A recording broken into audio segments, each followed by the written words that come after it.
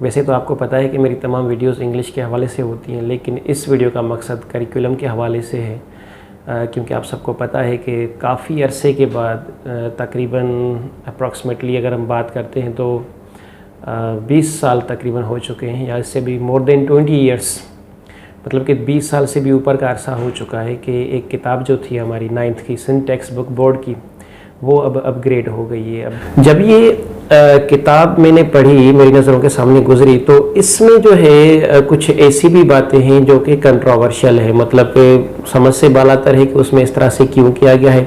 जैसा कि पहला चैप्टर आप देख सकते हैं जो last sermon of the holy prophet का है, इसके हवाले से बहुत ही ये पुराना जो है वो चैप्टर है। अब इसके अंदर जो है एक बात समझ में नहीं आ रही कि कुछ ऐसे जुमले जो हकीकत पे बेस्ड है, मतलब कि वो हकीकत से ताल्लुक़ रखते हैं, और उनको हज़फ किया गया है, वहाँ से जो है उनको डिलीट किया गया है। अब इसकी क्या वजह है, ये तो जो है वो क्लेरिफिकेशन वही दे सकते हैं जो मुतल्लिक़ा इदारे हैं या जो कंसर्न अथॉरिटीज़ है, वही बता सकते हैं। लेकिन अब क्या है, मैं ज़रा बता दूं कि वो फ़र्क असल में क्या है जो पहले था और अब इस बुक में नहीं है।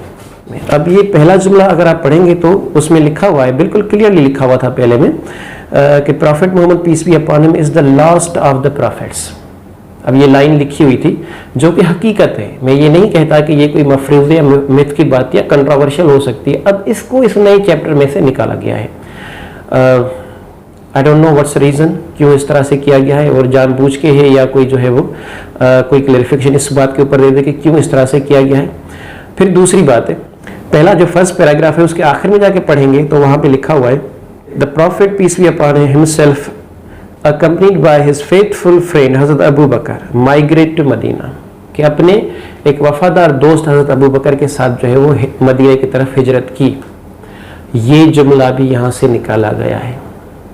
ये हकीकत है, हर कोई जानता है कि हिजरत के वक्त नबी के साथ कौन था, कौन सा सहाबी उनके साथ था, और इस बात को भी निकाल देना ये भी बालातर है इस बात से। मेरे ख्याल के मुताबिक और भी बहुत सारे ऐसे चैप्टर्स हैं, जैसा कि एल्सा काजी का नीम ट्री निकाला गया है, क्या ज़रूरत थी उसमें, क्या वजह है कि उसको खारिज किया गया है।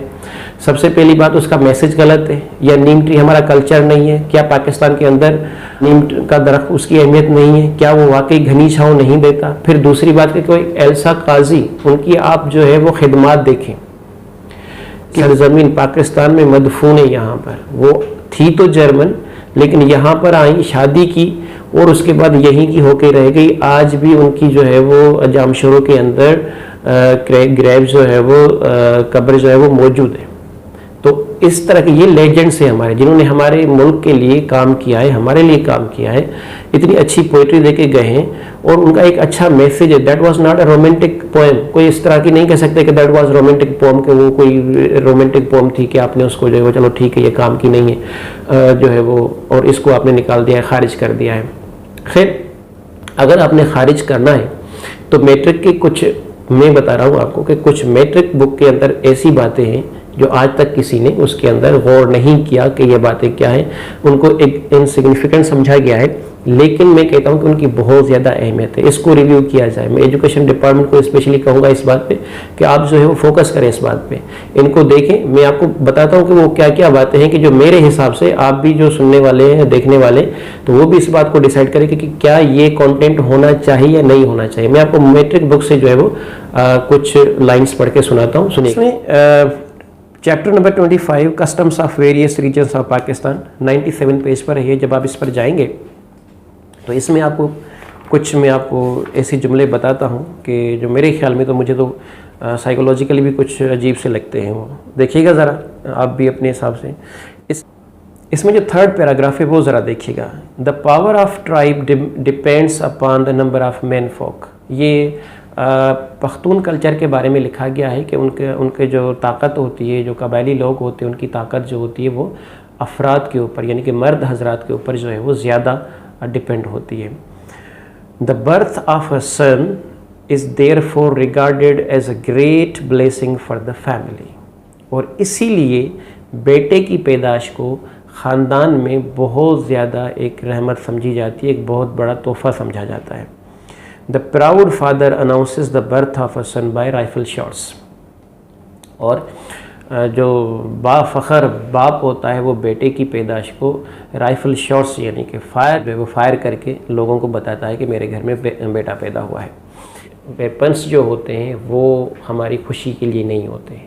ये तो आपको बता दूं कि ये कल्चर बुक्स में नहीं होना चाहिए कि हथियार जो होते हैं वो हम खुशी के लिए इस्तेमाल करते हैं या खुशियों के लिए होते हैं। दूसरी बात ये कि टेक्स्ट बुक के अंदर ये लाइन डालने की क्या ज़रूरत है, वजह क्या है, उसकी लॉजिक क्या है।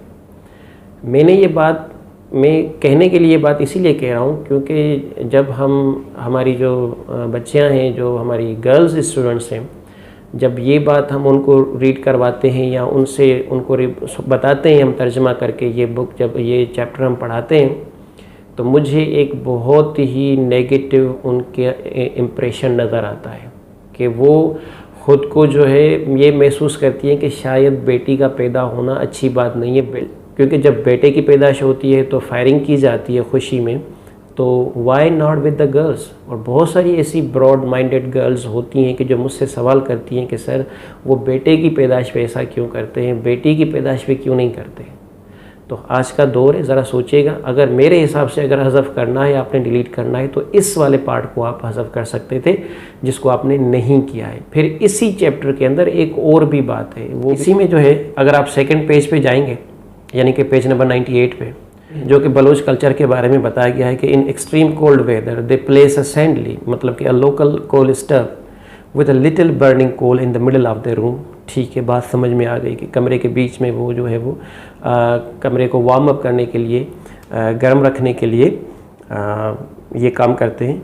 फिर आगे कहते हैं कि it is kept under a table, और फिर उसको एक टेबल के नीचे रखा जाता है। एंड अ लार्ज क्वेल्ट और blanket is spread over the table. फिर एक बहुत बड़ी रज़ाई या फिर कंबल जो है टेबल के ऊपर बिछाया जाता है।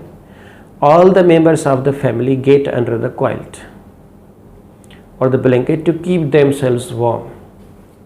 अब ये बात भी बच्चों को समझ में वाकई नहीं आती कि ये क्या है, ये किस तरह का कल्चर आप बता रहे हैं और पढ़ा रहे हैं कि एक बहुत बड़ी टेबल है, उसके नीचे जो है वो आग जल रही होती है, और फिर सारे family members, how that possible के सारे फैमिली मेम्बर्स जो है वो एक ही रज़ाई के अंदर और एक ही ब्लैंकेट के अंदर आप बता रहे हो कि वो सो जाते हैं। क्या ये ज़रूरी है बताना? Really is that necessary to tell the people?